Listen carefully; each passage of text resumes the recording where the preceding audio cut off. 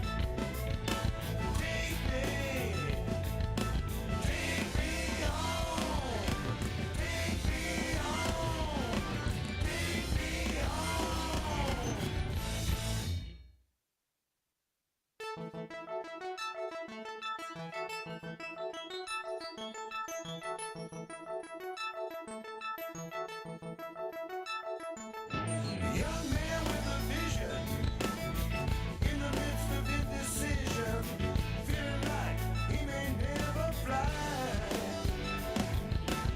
Anxious and afraid about the plans he's never laid, and all the things he's never tried. Oh, won't you take me? Come on and take me. Take me. Take me home. Young girl with a dream to see the place she's never seen. Nowhere in this world she'd rather go. But she left one thing behind, and it's the hardest thing to find. How long will it be till she knows? Oh, won't you take me? Come on and take me. Take me. Take me home. Come on and take me. Take me. Won't you take me? Take me home. Take me home.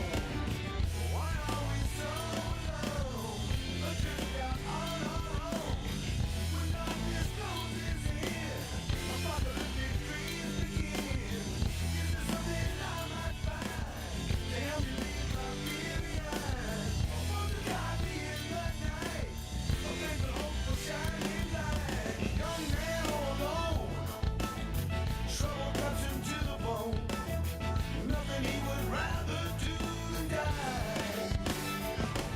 As he spins out of control, he hears a voice inside his soul. Once again he finds the strength to try. Oh, won't you take me? Come on and take me. Won't you take me? Take me home. Come on and take me. Take me. Take me. Take me home. Take me home.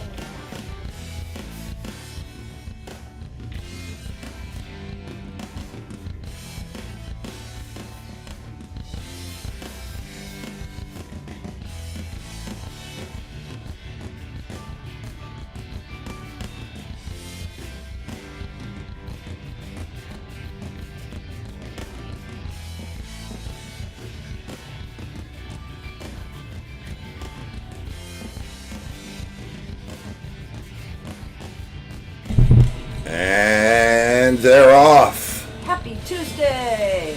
Yeah, it's Tuesday. Children of the Lawn! Oh, children of the See how lawn. many of these children are in here? Kitty, Michael. Take me. What did you see? Brenda. Sue, I saw. We got 3 children, no, 4, Gail. Tonight. So far, some of them, oh, Mark Visconti, okay, Yeah. he's in Oh, there. yeah. Yeah. Okay, Got children. okay. And there's the Because theme you song. know what happens when there's empty lawn chairs sitting around for a while? They get moved. They get given to other people. They get taken away. You don't use your chair. Someone else, Pat Romano says, "Here, we're not going to take your chair, Pat." And Gail wants to be right next to you. Yeah. So but we understand. There's a little. Michael Newton said, "Haircut." Oh yeah, He says, haircut. OMG, haircut. Well, no, I have it back in a ponytail, but yeah. No. He Let me- did have to put it back in a ponytail last week because it was driving him crazy. I couldn't deal with it, and my hair curls up. I mean, if I don't brush through it, In it'll 2 just keep weeks- curling in up. 2 weeks, it'll be back to like it was. But it was like I felt like it was horrible. I mean, I gotta tell you guys, it was not like because it wasn't late, My hair. I needed a hair. It was my annual haircut, and thank you very much. When we went to Valentino, Right, Claus Valentino. yeah, we're gonna have him on the show because he plays accordion. Yeah, and you know the difference between an accordion and a banjo, right? What? An accordion burns hotter. When you set it on fire. He told that to Valentino. And, He laughed and that very cost hard. me a couple of inches. Oh my gosh! But he's got some stories too. Oh, he does have stories. Yeah, like we thought you were bad when you and Larry showed up to a gig and it said Rat Race Choir next Friday. It was the week after. Well, Valentino and his friends did Showed up that, a year early. but it was a year before. Oh no! We're But booking we- you for next year. We'll have to have him tell the story. He's funny, man, He is funny. and talented. I mean, if you know. He's a cool dude. Oh, Kitty says she loves your haircut. Oh, thank you. Mark was Because kind. otherwise you'd be hating it. Lori, let's see your haircut. No, how about no? You know, there's her haircut right there. Looks just like that. You want to see Lori's haircut? I'll show it to you. I'm thinking it pretty Okay, much so- looks like that too, doesn't it? I don't know what this means, but Yeah. Tim said me just. That's Lori's haircut. What? You know, watch your screen for a minute. Oh. I see Remy. Here it comes. That's Lori's haircut. Okay, Yes, that's my haircut. so Okay, back to so, our regularly scheduled Tim program. says me just had a haircut 18 without the tip. Oh, okay. So that in Tim speak that means it cost $18 without the tip. That's what I get from that. Okay, Yeah? that's fine. That's good. I think he's like millennial. Yeah. Now, see, I have to go to the Shishi Italian guy. And No. Char's in here. LL, did you cut Steve's hair? Wow. Wow. Does it look bad? Wow, that's kind of a. Hair look bad, man? Because if I cut it, Is it on it would straight? look like a 4-year-old cut it. Yeah. I can't even tear tin foil straight. Kitty, Yeah, no, very there'll nice. be no I hair in didn't this. cut it. I didn't. Kitty said, very nice haircut, Lori. I didn't do it. She Valentino didn't do it. Valentino did did A it. The actual professional did it. professional person Yes. who cuts hair. Yes. The Valentino, the famous, very famous Steve Valentino. would not let me get near his hair with scissors. I have offered, Yeah. and he was like, no! But, yeah, no, it was just it was a little out of control. And It I was- tend to be a little clumsy, so I might slip And stab poke me in him the eye. Oh, thank you, Shar. Well, We got some sauce from Shar. there's- Okay. So, let's see. Oh, I have Angus's thing I'm supposed to play. Angus. Where See, is Angus it? put mustache and goatees on. Well, he's challenged. The From boy is last night. challenged. Wow, I screwed this up, didn't I? I don't know, what'd you do? No, I didn't do it yet. I'll fix it. So then you didn't screw it up? No, you're right. You're absolutely right. And that's what I like, the positive attitude. I have one. You do. I really do. Okay. Yes, you really do. Well, why shouldn't you? Why should you not have a positive attitude? You. Okay, so Sue, Okay, so here- the hair stylist, Yes. a professional, says you went from full to less full, so that's why it's so different. Well, We talking about of shit or hair? he's always full of shit, but hair. Where is my thing? Yeah, his Oh, there hair it is. towards the bottom tends to be very thick. It gets like I start to feel like I don't even know. I can't make any jokes. Although the guy on the Oscars that won, best. Who's the guy that played the father in Coda? I don't I know. was starting to feel a little like that. I'm telling you. He says to me, well, now at least I look like I'm supposed to be on our property. Well, yeah. If I saw somebody with that haircut on our property, I would With not. your old hair. Right. If I yeah, all right. I'm not gonna. Here we go. Ready? Set. You see, I did not. This is our guest for tonight. Boom. Jim LaDiana. Right. That's Or pretty Diana. interesting guitar. La Diana? La Diana. Yeah, I think. Okay, there he is communicating through the guitar. He lives Now you in see. Costa Rica. Now here's the thing. Waddy Wachtel no longer has a mustache and a beard. What is Yeah. wrong with you, Angus? Really. No, I don't. What's this? And this guy, Okay. Jim, doesn't have the one that Waddy had either. No, he's got his own real one. Well, let's check. Let's see where we are. I said to So- Steve, it's like somebody gave Angus, like Angus was a 2-year-old, and somebody gave him some magic markers, and he just started Magic markers and drawing magic all over the mushrooms. walls. Let me put a mustache and a goatee. He's a fine See, lad. now, but if it was the Angus McEachran show, that would be okay. What? But What would be? it's okay? the Steve Luongo show. Oh, So it looks like, hey man, why is Steve putting a mustache and a beard on me?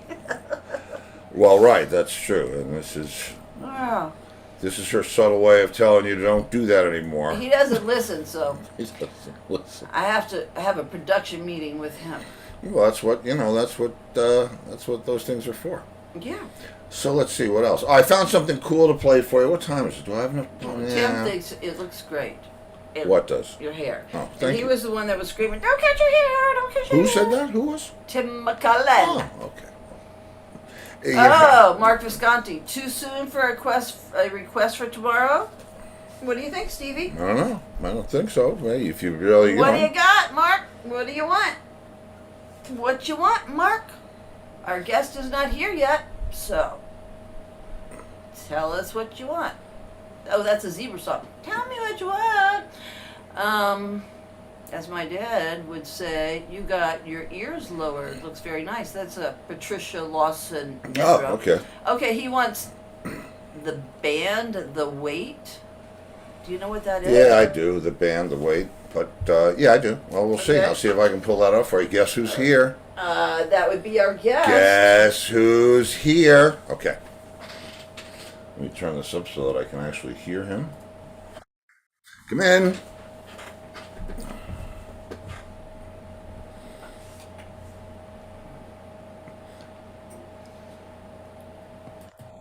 Are you there, bro? Hey, I'm here, man. How you doing? How you doing? Good, good, good. Hey, too much glare? Are we okay? I can't really tell. No, we're really Great. good. We're really good at, and we can always fix it in post. No, Yeah, it, please add a little, for the glare. No, no, you're good. It's fine. It's fine. It's good. You look fine. And hello, Lori.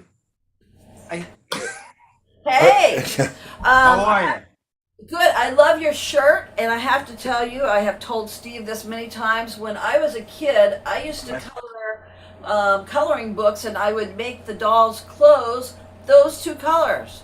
Like Well, there you go. I love See? those colors. Yep. Something in the cosmos. I Yeah, like well, it. yeah. There's plenty in the cosmos. I'll tell you that. I think you look great. Yeah, and that's a great background. I love the wood and where in the world? Okay, look, I don't know if you can see out the window. It's probably a glare, but I'm It in goes Costa up. Rica. I'm in Costa Rica. Costa Rica. What's out the Yeah. window? Monkeys? Yeah, what's out the window? Well, we got banana trees and plantanos and pineapple and all that kind of good stuff. You're like our third island. Yes. Thank you. Yeah, no. We have on Fridays. Every Friday, Lenny Kotke comes in from Antigua. Uh-huh. Rich Verge comes in from Aruba. And now we've got you in Costa Rica. We are broadcasting now. From the islands. That's right. And it's funny, you talk about islands. I was born on an island, Staten Island. Yeah. Staten Island. But I'm bummed. And I wanted to mention, you're 6 days older than I am, Steve. Really? Yes. What? So are you October? No. You're 6 days older. Oh, 6 days. So 6 days. 27 for you? Yes. 27? Ah. Ah. Oh, so that would make you a Libra. Yeah. Yeah. Yes. That's it. It's all about the balance, Brent. Yeah, but see, I'm on the other side. I'm Steve's the a Virgo. virgin. Ah, I'm a Libra. I'm with you. Okay, there you go. Yeah, so you guys can balance each other out, and it'll be fun. Hey, thank you so much for the invitation. And I know TJ must have said something nice to you to get me on this thing. Oh no, you sent me a check. No, he did not. No, actually, no. I'll tell you how it happens, and you know, I mean, the truth of the matter is, in this craziness that's going on out there, nobody's playing. Well, And you know, I mean, for the past couple of years, so I figured I'd either get in the beginning it was to reconnect with my friends, you know, like guys who are out on the West Coast or guys who are always touring, who I only see once in a while in a nightclub or backstage. I said, this is a great excuse for me to get together with my friends and, you know, have some great catching up conversations.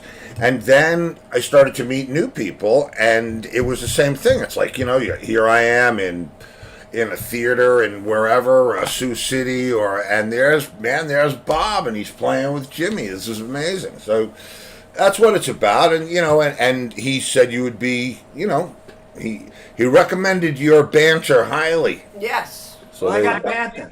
You got banter. I got banter. Okay. No, but you know, TJ is quite the character. Of course, you've met Pearl. Yeah, Pearl.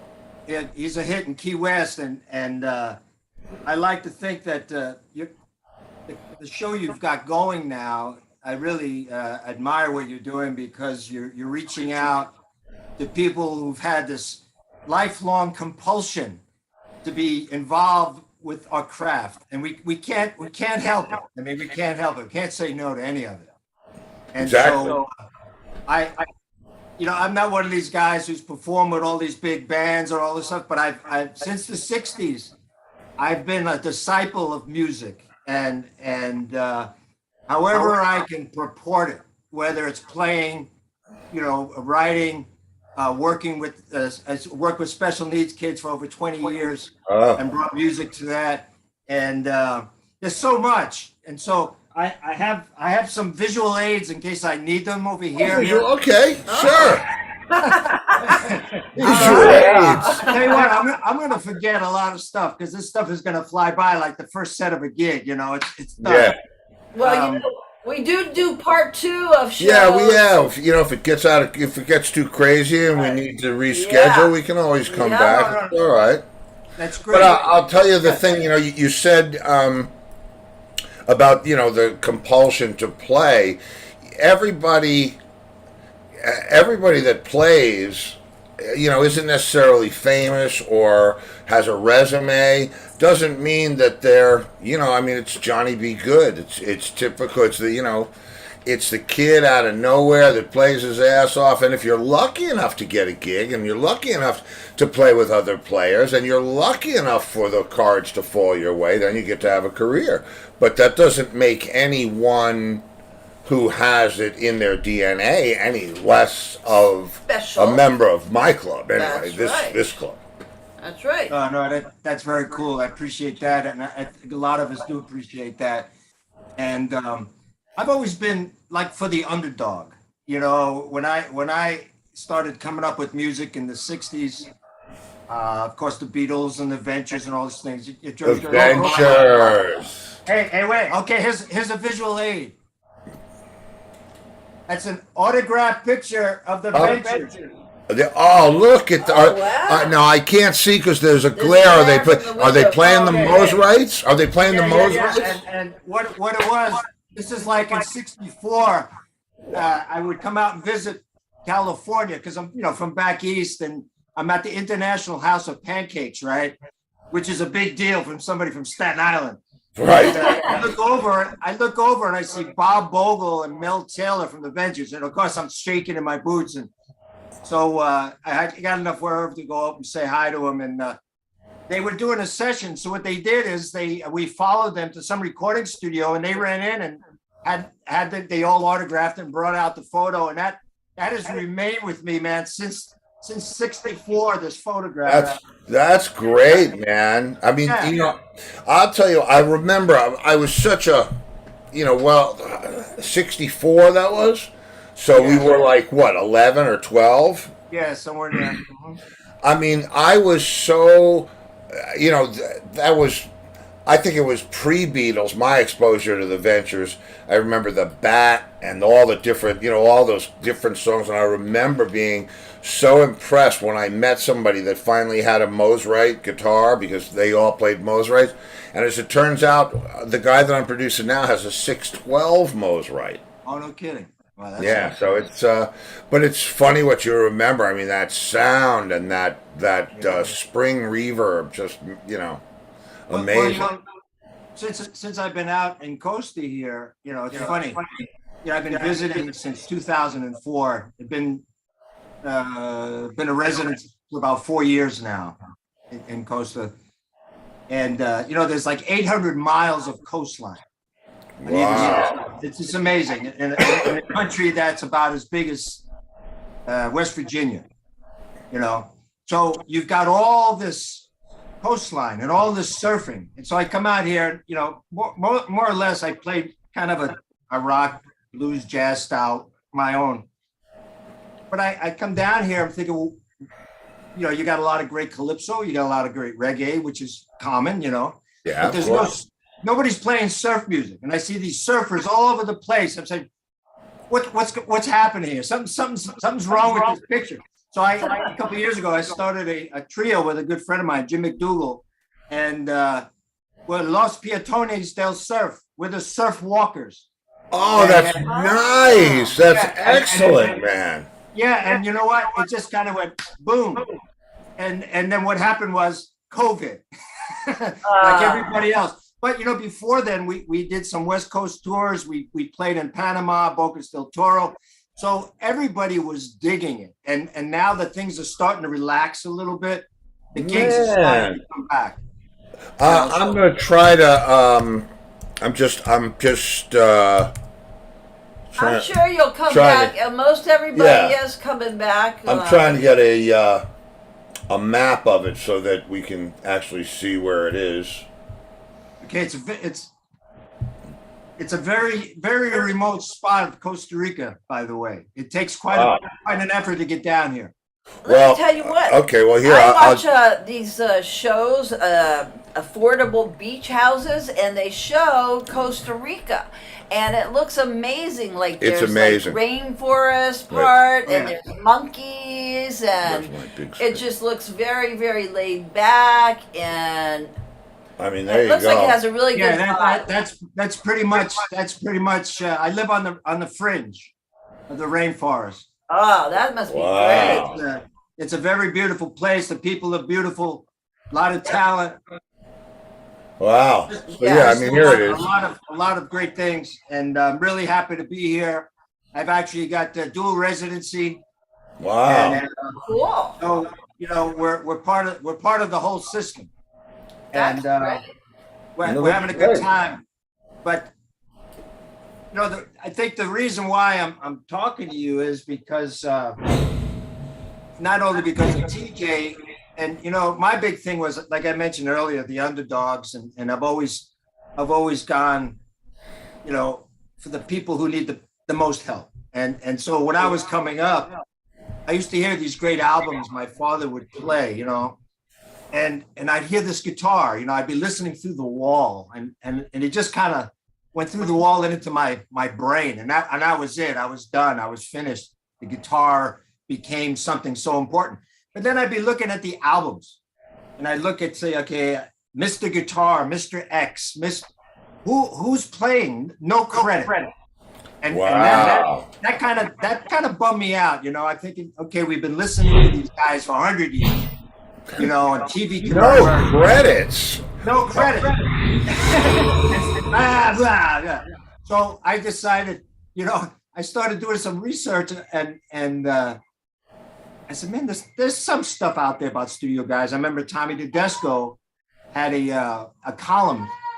Oh, that's somebody outside. Sorry. I'm thinking I'm looking behind me thinking I'm about to get jumped. No, that's okay. Children? Hey, welcome to the jungle, bro. Hey, man, listen, you can take the New Yorker out of New York. You know what I mean? Wow. Not like I went to these musicians. I decided, there wasn't a whole lot about it. Tommy Tedesco had Studio Log and Guitar Player magazine, and there were little vignettes of things. And I decided, I've got to step up. I got to do something. And so in the late '90s, I went through a transition. I'm remarried, but I went through a divorce and moved a bunch of times, and it was just real tough. We all have there's a sequence of time where we're just not happening, Everybody gets out of flux every once in a while. I was out of flux and flicks and all of it, So, but what happened, Steve, was when that door closes, right, and all of a sudden I had this. I want to start writing. I want to start talking about these guys and let the people know that you've been listening to their music for decades, but you have no idea. You know who the big stars are and the big groups. That's all beautiful. But without these guys, they created the standard, of excellence. The studio musicians in this country are just some of the best players on the planet. No doubt. Well, I know that. Yes, and without the road crew. Yeah, but you would have, but that was the point of. It takes a village. It does take a village, but musically, it's the truth. I mean, if you're going to go out, you're going to put your name on a marquee. Here I am, Joe Friday. Are you going to have schlocky guys playing with her, or are you going to have the best you can get? You know what I mean? That's the thing. And the guys, the funny thing, or ironic thing, I should say, is the guys who are usually the best, unless they're the cream, unless everything went right and they turn into a Duck Dunn, or they turn into, Waddy Waddell. Waddy Waddell, or Bird, or anybody else. They're still that good. They still put in the time. They still love to do it. And the thing is with those guys, especially the purists, you give them a gig, the last thing they ask is, how much am I getting paid? That's right. Yeah. It's all about the music. Yeah, and doing what's best for the music at that moment.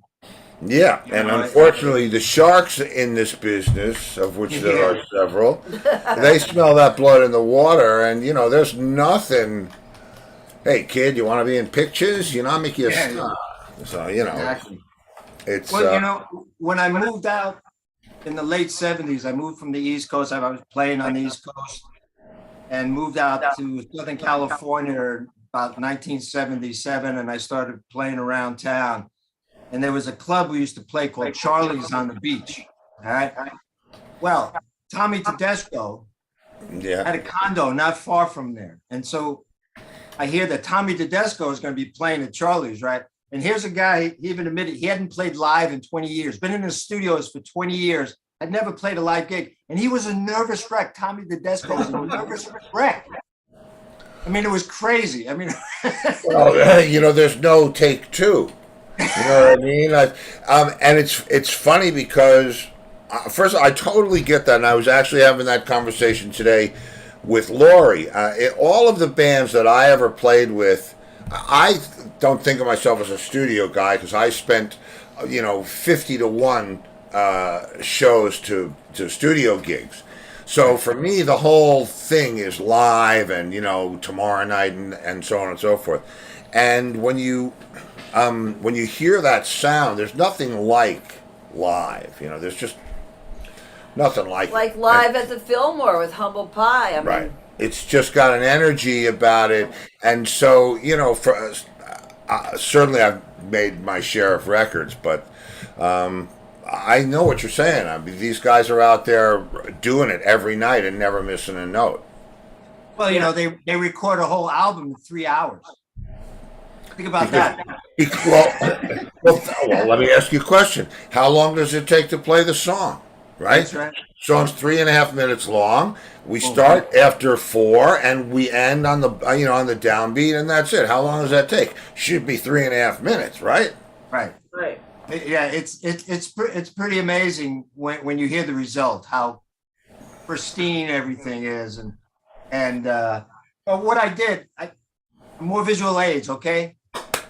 Bring them on. All right. So back in the late '90s, when No, I just need to share this with you because I know there's a lot of cats and kitties out there that are kind of in the same ballpark where we love what we do, and it's nice to promote what we do because we think it's good stuff, and I really feel blessed that I'm able to do it because I never studied journalism. I just write about what I love, and I try to represent the people as human beings. There's enough about the guitars and the amps and that's all great, but who's the person, behind the music? What makes them tick? So what I had done when I first did my first article in 97, 98 was of Bob Bain, a name that is not very well known at all, but in the studio industry, he's one of the greatest guitars players of studio icon, period. Probably the most heard guitar player. There's guys that have been, played the most solos, played on the most movies, played on the most TV shows. But Bob is the most heard. From the 40s, from the big bands to early radio to national radio broadcasts to early television and 22 years on the Tonight Show, the Academy Awards. It's insane. So we've heard him since the 40s. Every generation has heard him playing. So I just want to make that statement. In my opinion, and I'm glad. No, listen.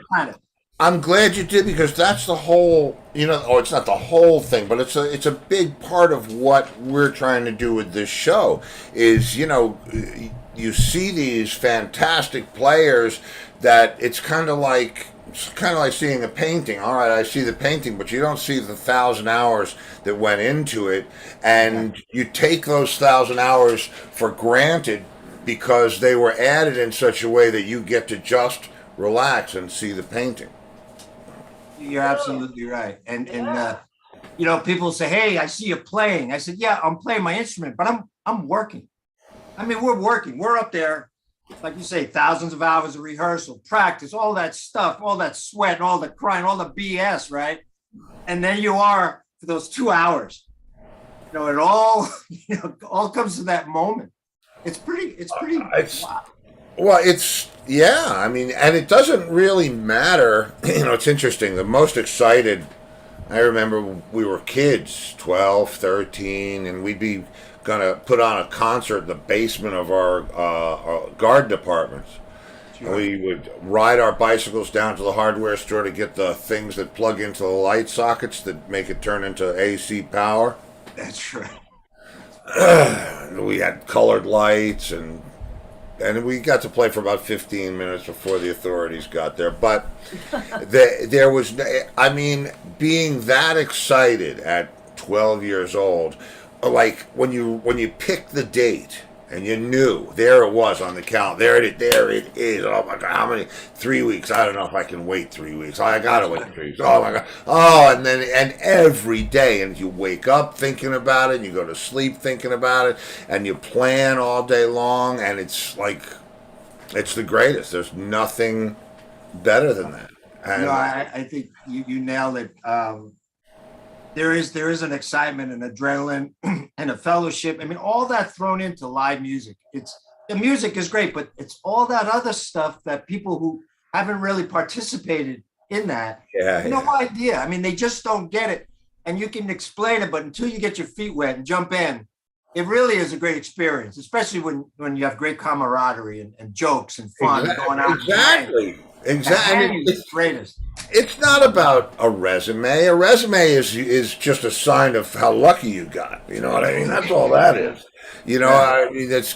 I've played with some of the greatest players in the world. Some of them are acknowledged as the greatest players in the world. Some of them will never even be heard. And so I get it, man. I do get it. Nobody joins this club to become famous. Well, no. I hear Lord.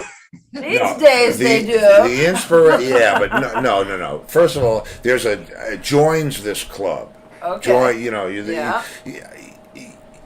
To even say you're a member of this club takes 20 years. So, and it doesn't matter how often, how frequent, it just matters that you're in it every day, that you're breathing it. And when you have other people like that around you, man, it's like being saved off a desert island. Like, oh man, Oh yeah, when things work, it's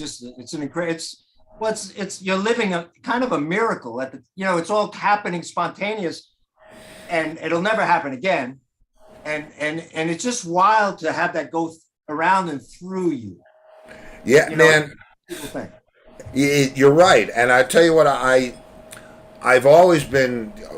been lucky enough that all of the stuff that I've been fortunate enough to do over the years has been stuff that I loved doing. Nothing was like, oh, I got to do this again tonight. That's I don't know. That's just not. I've been blessed enough to never have to do a gig I didn't want to do. I've had to work with some people that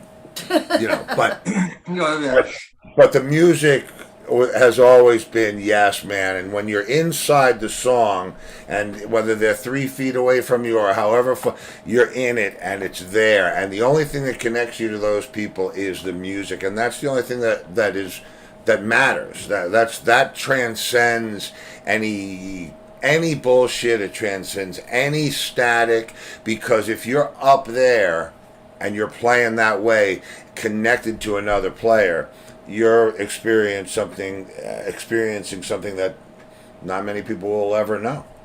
Yeah, no, and when I started writing, I didn't know where it was going to take me. All right, so more visual aids. No, it's okay. Listen, we want my first article was a Bob Bain, and it was a 2-part. What the point I'm trying to make is, I don't know if you can see these. Oh yeah, yes. Sure. Vintage guitar. I see it. Yeah. Vintage guitar. This was my very first article. Never published anything before. I said, boom, they published it. So, and here we are, 2018, and here's my book. Wow.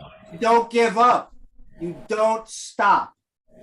If you believe in something. Yeah. Thank you very much. I thank the Academy. No, really. not this year. Don't thank him this year. Different Academy. But the thing is, I didn't know it was ever going to go this far. I had no idea. I started writing for vintage guitar, then just jazz guitar, classic jazz guitar. In the early 2000s, it was just happening. It just started happening. But it was great because I was not in a great place. The late 90s were tough. So it was such a welcoming distraction where I could just write about other people and share what they do and get their names out there, put a face to the sound that they've been listening to for decades. So I was very, very proud about that. And as it should be. Okay, what is the name of the book, and where can people buy it? Okay, the title of the book is Strings of Memories. Strings of Memories. Yes. Okay. I like that. Higher. There you go. It's available on Amazon and Nook and Kobo, and I have a few autographed copies left. Myself and Bob Bain have signed them, and and let me show you real quick. This was a gift gifted to me from Bob Bain. This is Barney Kessel's the guitar. Oh. Yes, and this is a very rare item. This I tell you, when I used to speak with Bob, here's Bob. Frank Sinatra would call him at his house to ask him to play on that record. So when I would sit with Bob, and I had many hours with Bob on tape, it felt like the air was different. I felt like I was in this room, like the Pope. I'm going to go that far. I really did. I felt here's a guy who's played with everybody in the business, and I'm trying to capture his essence. And I dedicate this about a third of the book that's just dedicated to Bob's career and a lot of the early pioneers. Eddie Lang and George M. Smith, George Van Epps, a lot of the guys who created the foundation. And then Bob came in And then the next wave was like Larry Carlton and Steve Lukather, Mitch Holder, and all these Right. great guys, Tom Rotella, Tim May, all these great guys that came in right after. And then around the 80s, the synthesizers came in, and then the music kind of like, the Yeah. technology. But I've tried to promote these guys and their work as much as I can, because everything has a beginning. You know, I think, you know, when you're an infant in a crib, all right, somebody's got a radio on, somebody's got a TV on. So it's you're absorbing the sound from a or even while the child's in the womb. No question. Yep. I don't even want to. The musical epiphanies that I've had over the years, especially in my earliest years, I told somebody in school upon hearing music in an auditorium for the first time, In the kindergarten, ambience in yeah. kindergarten. I told the girl sitting next to me, when the drums started playing, that's what I'm going to do for the rest of my life. I had never hit a drum before in my life. Never I saw didn't. a drum. I didn't really know what it was. I didn't know anything about any of it. All I knew was my mother was telling me that, because it was the high school band coming to our elementary school. She said, "You're going to see one of the best," because the guy was just an incredible band leader, and she was right. And man, so. Okay, I- there's you a know. question Oh, for you, we have Jim. a question. Red Dog Jeff. Yes. wants to know, he said, vintage guitar, did you work for them or did you do some articles? I wrote a bunch of articles for them starting in the late 90s through like 2004. And then I started writing, okay, more visual aids. I heard a young kid on YouTube playing. He was from Ireland, busking in Ireland with his dad. And I'm thinking, first I thought I was listening to George Benson, somebody that good. And then I realized, is this like this 12-year-old kid?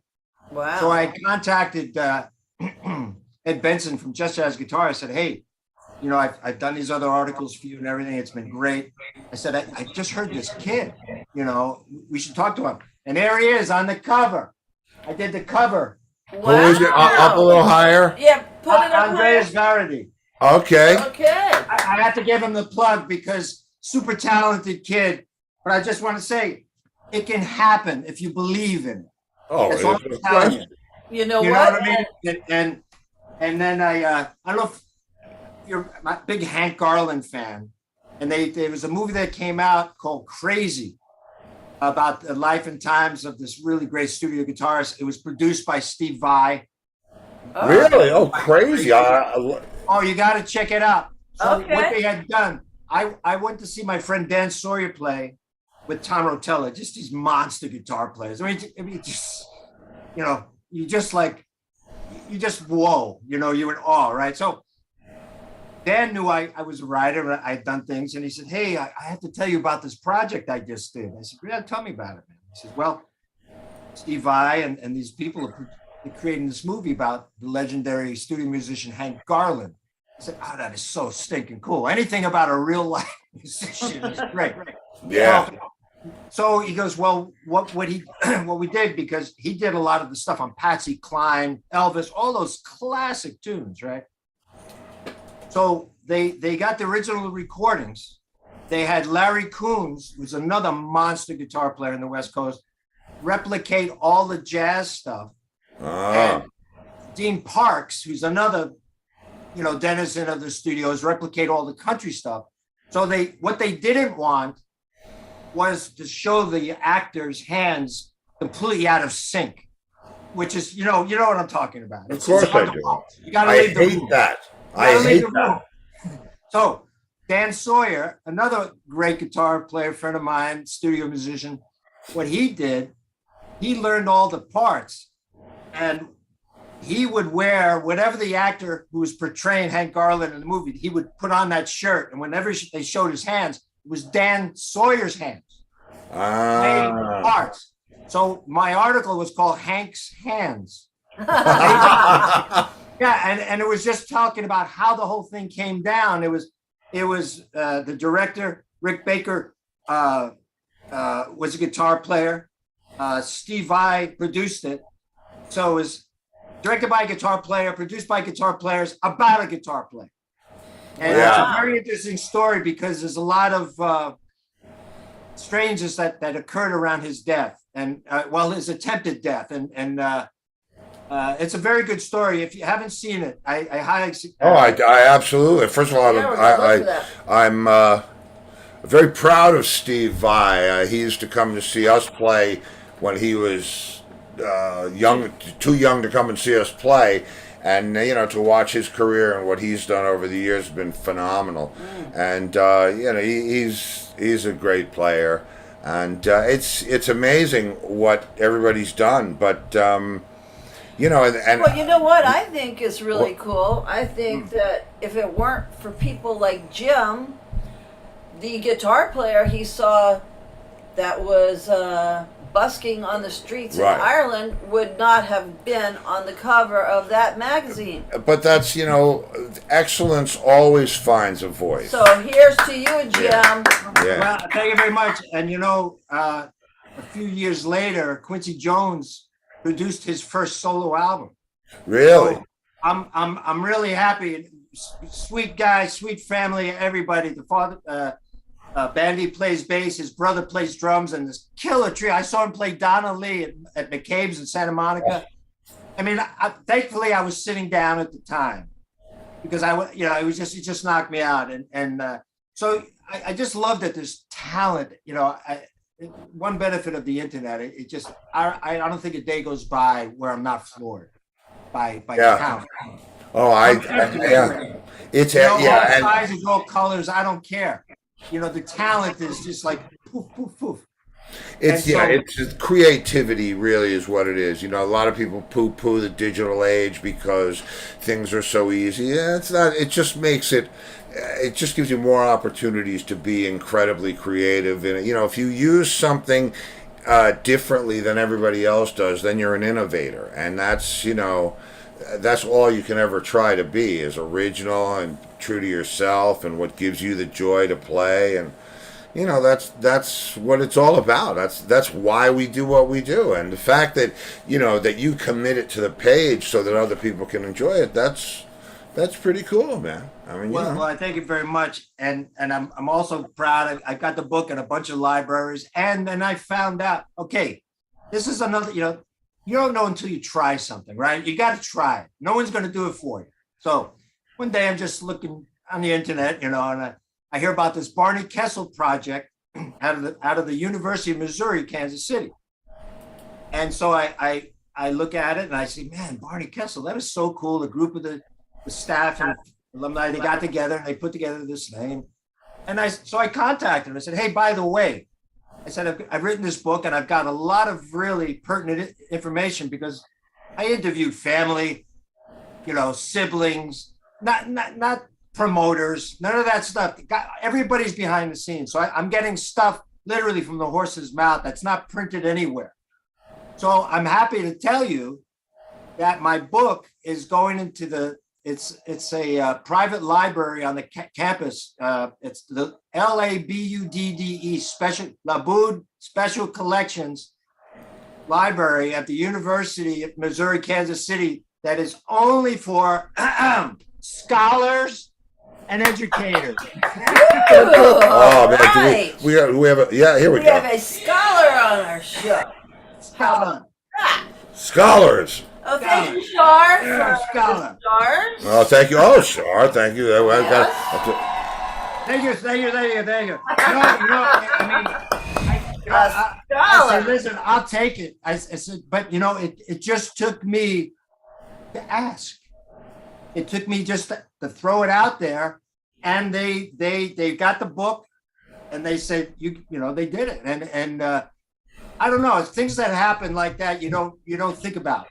Well, I mean, think about this. You and I, as we established early on in the broadcast, we're 6 days apart in age. Yes. And I remember we've been in Florida now for 17 Almost years, 18 almost years, 18 yep. years. And I remember coming down here kicking and screaming because I thought, well, this is the end of the world. This is where you go to die. Yes. I've had the most fruitful career since I've been down here. And then just when it starts to wind, it's like, okay, I did a couple of other things and I wasn't looking for anything to do. And all of a sudden, I realized there's not one but two record deals out there. And I'm excited to get up every day and work on the new material. And it's like, which record do I want to work on today? And it's like, I'm jumping around like a 12-year-old It's always kid. when you're not And- looking and- that it happens. Yeah, it's only when you're not looking. And I remember so clearly and vividly, I was describing to you that us playing in the basement, that thrill of holy shit, I get to do this again.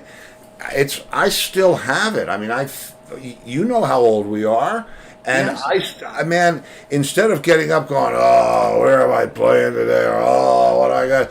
I'm like, yes, I get to walk into the studio and invent and create and it's a trip, man. So, and I'm very excited. I really, out of all the records that I've done over the years, every record could be your last, no matter how old you are. But I'm working on this rarities collection of stuff that I have. I was in there digitizing stuff from that John Entwistle and I wrote, bass and drum parts and different things like that to assemble them together. But I'm also doing, for the first time, a solo record, and it's like, I get to just run around in this space and be as nuts as I want to be. That is so cool. Yeah, so believe me, it's good to wake up and be excited. It's not without a price, as you know, but we live it every day, and the truth is, I don't have a choice.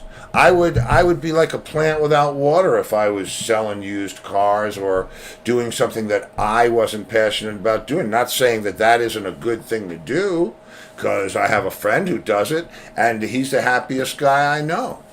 But the trick is to do something that you love, so it's never work. That's right. Right? That's absolutely true. I mean, living in California on the East Coast and then the West Coast, I've done several sessions in the 70s.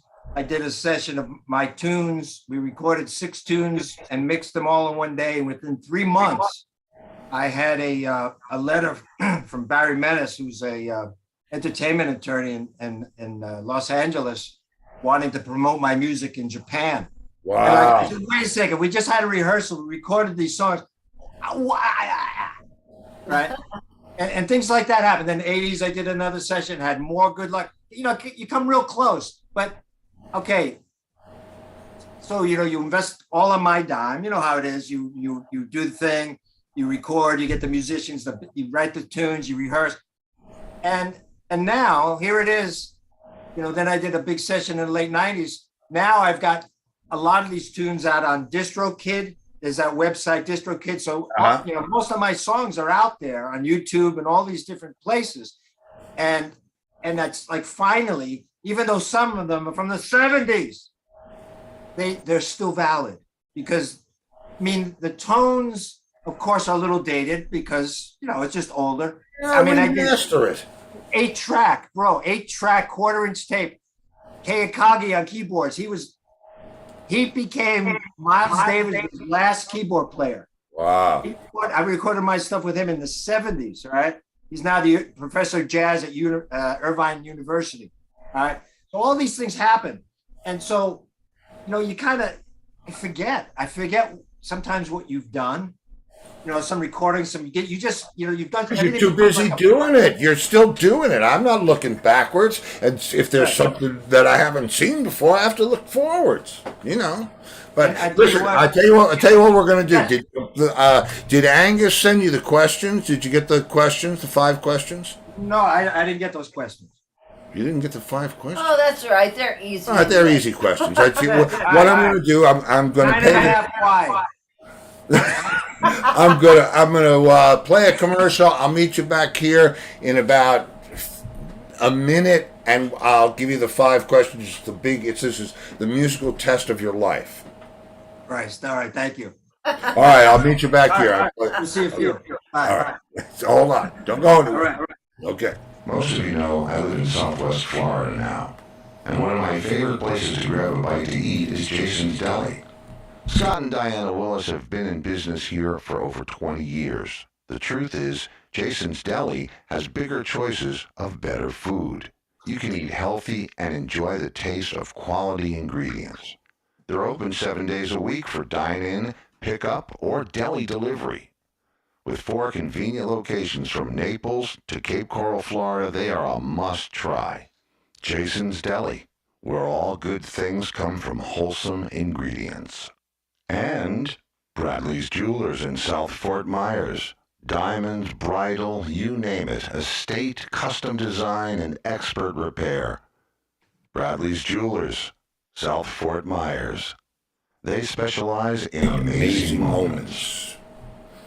And there we go. Yes. That was Yeah. I'm hungry now.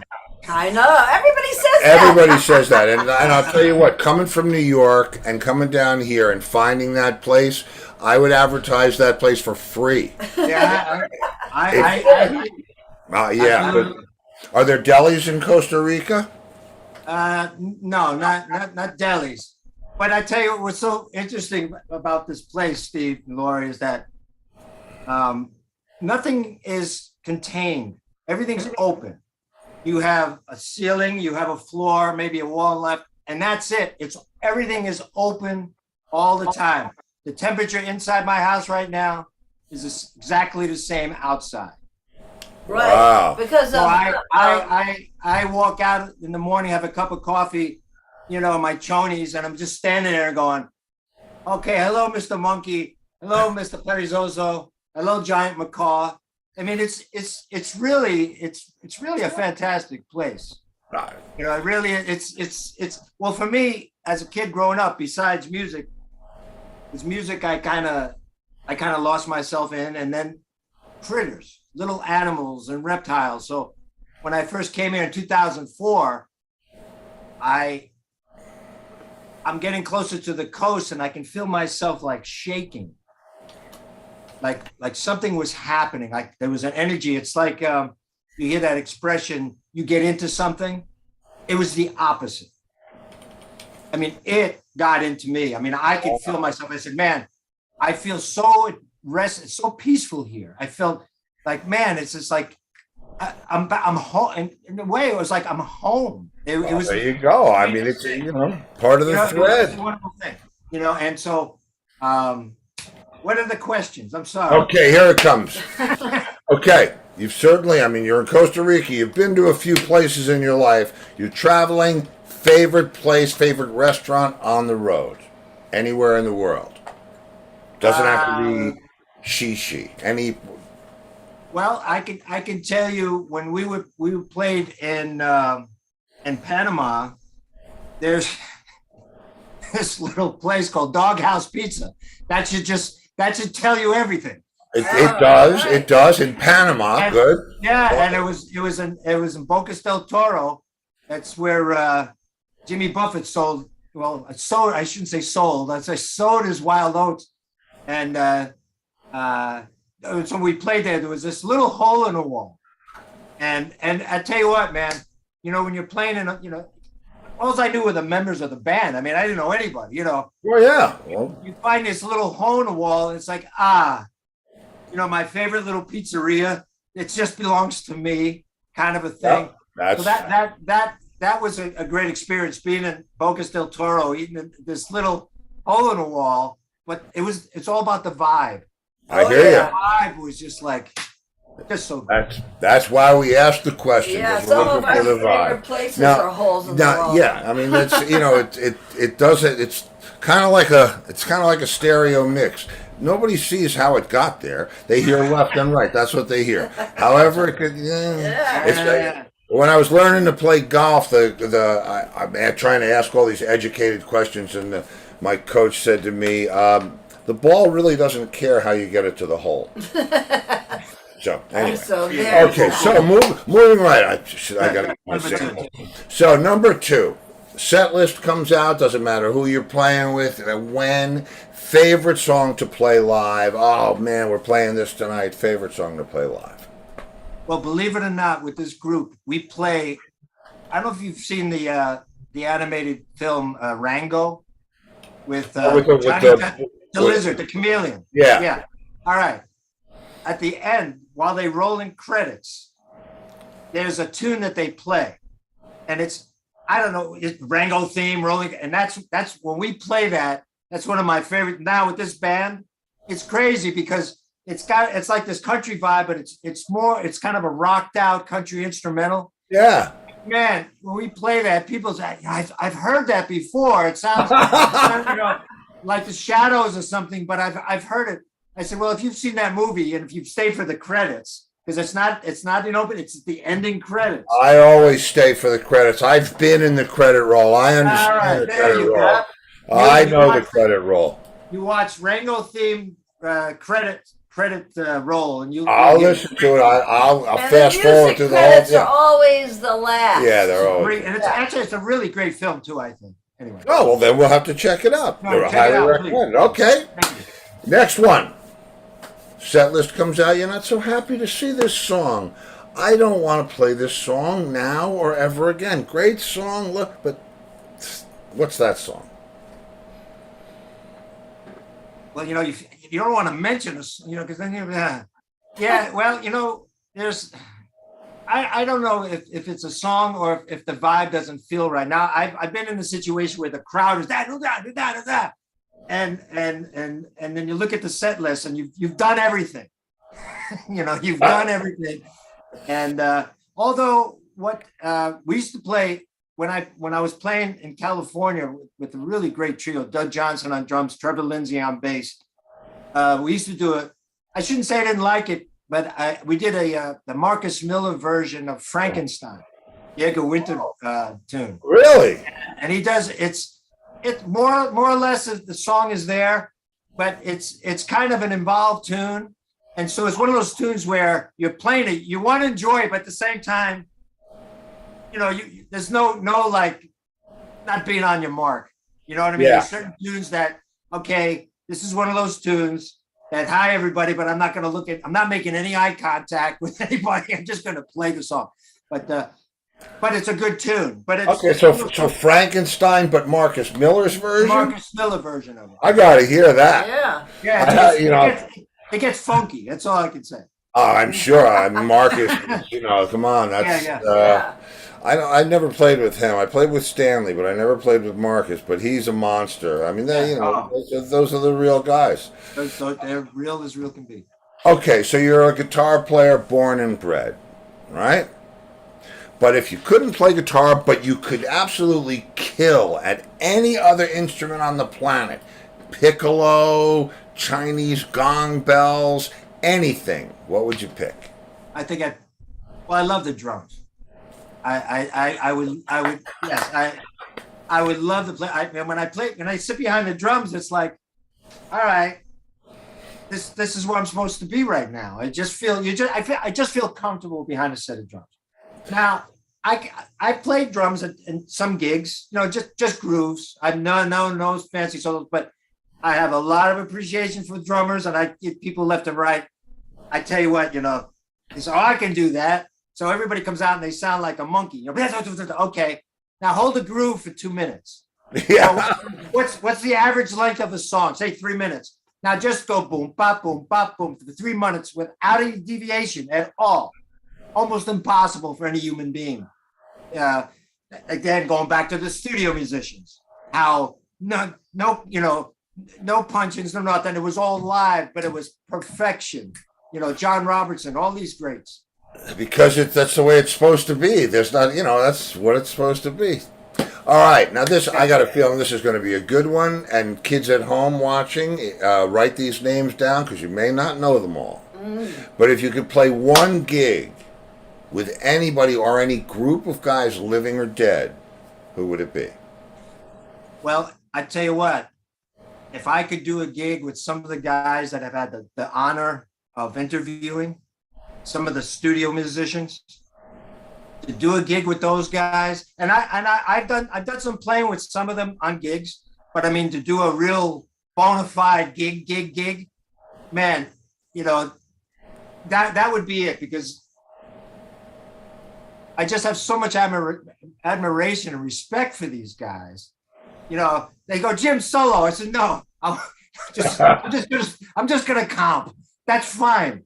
I'll just comp, you know, because there's something so beautiful, and you know, the magic and these, you know, it's just, if I was a painter, you know, my favorite, I would be a room with all these painters, and I wouldn't touch the brush. I would just watch them and be in awe of everything. And that's how I feel about it. I'm really crazy about these unknown guys, because they mean so much to me, and they've given so much of their talent. And that really is you know, that's at the core of this show. There's a lot more musicians, excellent, phenomenal, inventive musicians than there are stars. Right. Well, but I didn't mention their names. Okay. Go ahead, lay it on them. Mitch Holder, Tim May, Tom Rotella, Dan Sawyer, John Kernick. These are guys that I hold very dear to me.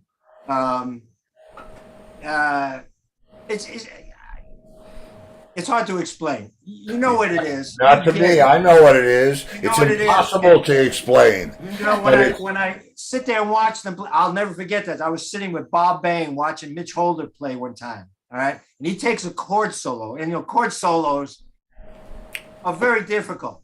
All right. Oh, yeah. He's just flying through the solo. And Bob just looks at me. We just shake our heads. It's like, it doesn't get it. And here we are, like 3 feet away from Mitch playing this stuff. And that's the greatest experience. You're going back to the live music. That's another thing, you know, is experiencing live music. And and I want to jump back to the special education thing. And you mentioned Steve Vai. We talked about Steve Vai. He's done a lot of great things. He's contributed numerous instruments to various organizations for kids who are troubled. Yeah. Behavioral disorder, all this stuff. So I have a great admiration for that guy. Yeah. You know, even if a guy couldn't play guitar, I didn't know him. Just the fact that I know that he did that. Yeah. And I can tell you from personal experience, I remember sitting at in a presentation with this child psychiatrist, and they're talking about this and that, what the kids, you know, how to approach the kids. And I was telling them about, well, you know, I incorporate music daily in the classroom. And I've worked with severely handicapped, moderate, severe, high functioning, elementary through post-secondary, all right, over 20 years, privately, independently. I mean, every combination, believe me, I've been to places, Steve, where most people would fear to tread, all right? But I felt totally at home in that environment, just like Costa Rica. I just walk in, and these are all these little innocent, clean slates, these children, and it's up to you to fill their life with something, anything, because they're so discarded by society, and it's really a shame. When I started, Steve, there were maybe 1 in 500 being born with the autism spectrum, the syndrome. Now there's less than 1 in 48. Wow. Okay, where are we all going? Nobody talks about it. Who's going to take care of these kids? Where are they going to go? I've worked with kids 24. You have to have an eye on them 24/7. Oh, I'm sure. And they're growing up. Where are they going to go? So this is there's a lot of opportunity for people if they just give it a shot. If you just get past that threshold, let it do it. Don't be afraid. Don't be afraid, because these kids and young adults and adults, they're just waiting for the opportunity, somebody to approach them. Well, if you're going after something that you truly love, the fear subsides for the want of doing it. So that's, you just have to find what you're passionate about, and you know, it's different for everybody. Luckily, everybody doesn't want the same thing, but everybody does want to enjoy their life. So and music has certainly helped me enjoy mine. Oh, yeah. Oh And, man, but no, just real quick, when you see, I call them miracles because you witness this stuff happening that you will not witness anyplace else. You just won't. And the only way you can witness is if you decide that you're going to be there when it happens. yeah, You're creating this magic. I put on these little faux, America's Got Talent. And I'd have this one girl, she was Miss Ladiana, says, "Oh, I want to sing." I said, "Beautiful." I said, "You pick any song you want. Some Selena song, okay? Okay, you and I were going to practice it. Now here we are now, just me and guitar and this disabled individual. No karaoke, no tracks, no nothing. We get up there. We have about 50 kids. All the classes are all there watching us, right? She starts crying. Forget it. All right, next time. All right, I get it. She was frightened. All right. The next week, we tried again. I said, okay, now here's what we're going to do. I said, everybody in the audience, turn around. Just turn your seat around, turn around. I said to her, just look at me. It's you and me. And we did Dreamin'. It's a really lovely Selena song that she wrote. Beautiful song.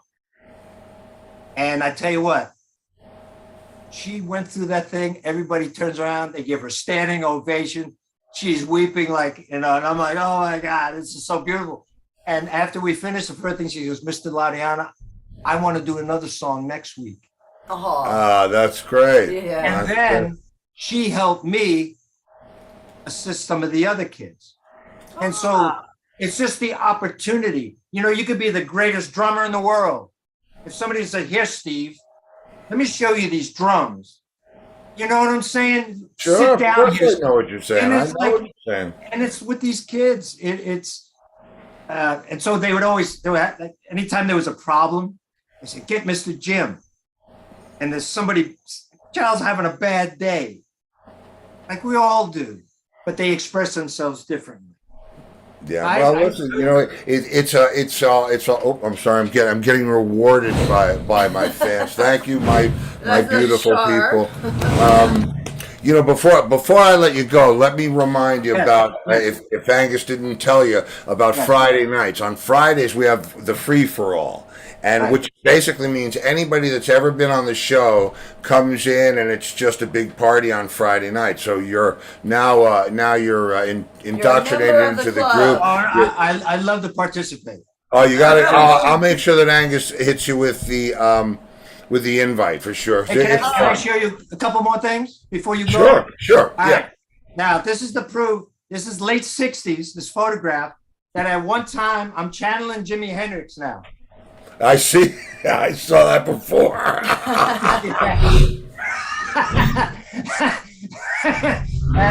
and anyway, a couple things.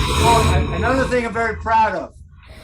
Just before I moved down here, I hooked up with Lisa Johnson. She wrote a tremendous photographer, 108 Rockstar guitars. And after sitting with her, we swapped books. And I before I moved down here in 2018, I set up a photo shoot for Bob Bain's guitars, and his guitars are in her new book, Immortal Axes. Wow. Yes. So Bob Bain, probably one of the first studio guitar players to have his guitars in an actual guitar. That's amazing. Right. So I feel good about that. Right. But I also work for NAMM on the NAMM Oral History Project, where I orchestrated and arranged for. What had happened was, real quick, I'm going to be throwing things out there. There's no such thing. Okay, sorry. All right, when I came out with my book, for some reason, I contacted George Groom Vintage Guitars in Nashville. And I said, "Listen, I've got this book," and so I sent him a copy.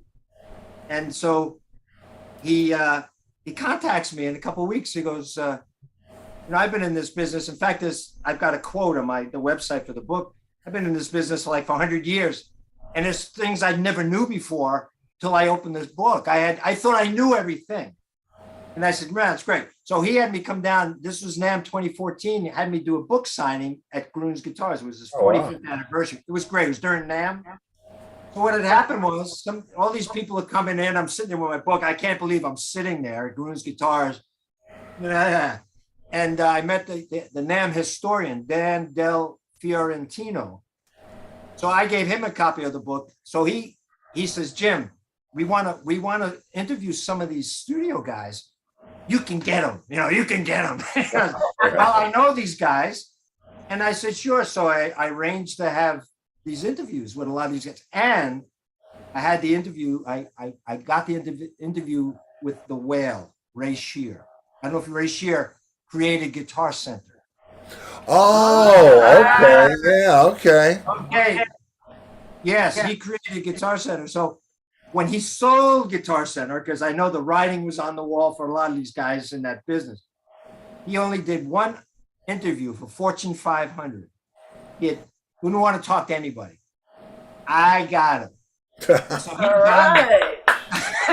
Now, that's great. That's excellent. Okay, We're gonna have Yeah, we're gonna have to do part two. That's all Okay, there no, is I'd to love it. to. Yeah, No, we'll this have is great. I Angus appreciate set it it. up. And Yes. one of our viewers, Shar, says, thank you for believing in these kids. Yeah, that's There you great, go. man. Keep You know, up the and good Char, work. thank you for recognizing that. It just takes a couple of seconds to say hello, goodbye. That you don't have to Right. go, just smile. That's Yeah. all you need to do. But as I like to say, if everybody did a little, a lot would get done. That's so right. But we're on gonna that have you happy back. note, All right. Jim, this has been a blast. Yeah. To be continued. I hope we'll see Yeah. you Friday. All right. I'm going to come back for the Costa Rica report. So we have things to do. Yes, No, and people, thank go you very buy much. his book. I appreciate it. You contact me anytime. I'm an open book, bro. I'll do it, my friend. And I'll do it. Strings of Memories. That's it. Yes. Yeah. Lord have mercy. Oh, can I read one thing?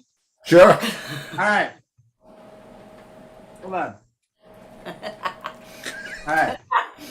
So when I was putting my book together, compiling, so I wanted to. Whoa, wait a minute. I want to count those pages first. No, okay. When I was compiling, I said, well, it would be nice to have some people in the industry, say a couple of nice things about Bob Bain and their experience. So I'm going to read you a letter. Here are a few words about Bob Bain, which I hope may be helpful for your project. Well known within the music industry, but an unsung hero to the public at large, Bob Bain has been one of the major contributors to the American popular music scene for several decades. All right. I treasure my years in musical association with Bob Bain, and I am delighted that this publication will bring to the attention of the larger public the life and work of this marvelous artist. Can you see the signature and the name? And I can't. It's got to go up. John Williams, the composer. That's John. He was the Excellent. first one. John Williams was the first one to respond, and that just kicked my ass. Wow, I said, that's I gotta do it. There's no turning back now. talk about somebody who's been heard. John Williams has been heard. But listen, I'm going to drag you out way past dinner time, and it's an important Thank you very ritual. much. Thank you for Yes, being here, and we'll Jim. have you back again. Yeah, we'll do No, part two of this. Listen, gotta spread the love, bro. Amen. I hear you, bro. And the people loved you. Yeah, it was there you great. go. All right, well, thank you. Take care of yourself. We'll see you Bye, soon. Jim. No, Take care, all man. right, All right. All right.